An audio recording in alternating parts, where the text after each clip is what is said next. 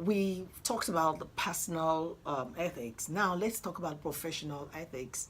And when we are a professional, they think I'm talking about doctors, lawyers, engineers. No, even in church, you need to be professional. You need to be professional. And I'm talking about professional rules and regulations here. The first thing you need to understand is moral obligations. You have moral obligations to people in your office, in your organizations, in your church. You have moral obligations to everyone. For instance, since we're in church, there is moral obligation to ask people how their week was. Good morning, how are you? How was your week? You know, and don't run off. Don't ask like that's what they said we should ask.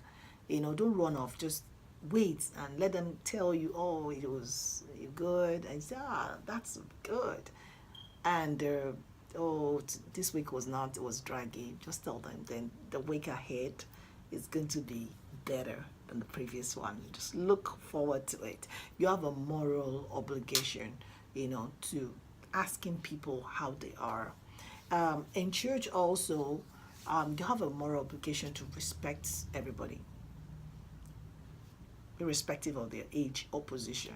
And that's why some churches make it mandatory for people to address themselves as sister and brother, so that you don't jump the gun.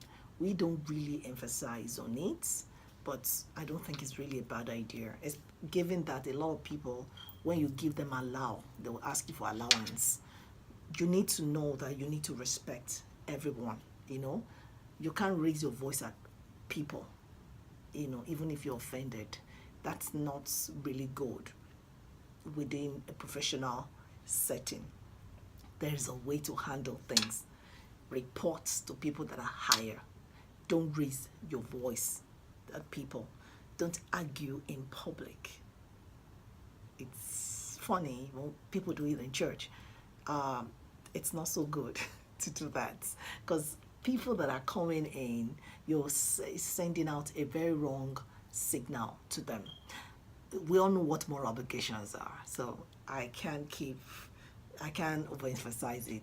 I believe everybody is going to find their routine and get to know, okay, this is moral. There's something I learned from my pastor, Pastor Joel Austin.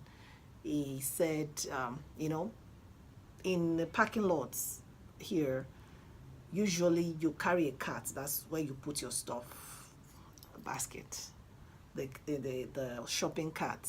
Most of the time you carry it to your car. A lot of people, after removing everything they bought from the cart, they put it in their trunk or their boat. They leave it there. That's not good. You need to take it to where people who bring it to the parking lot, keep the cart. Don't just say nobody's looking at me. Or you go to a supermarket and you bought some stuff. After a while, you really don't, you bought milk, maybe 2 cans, and you want just one.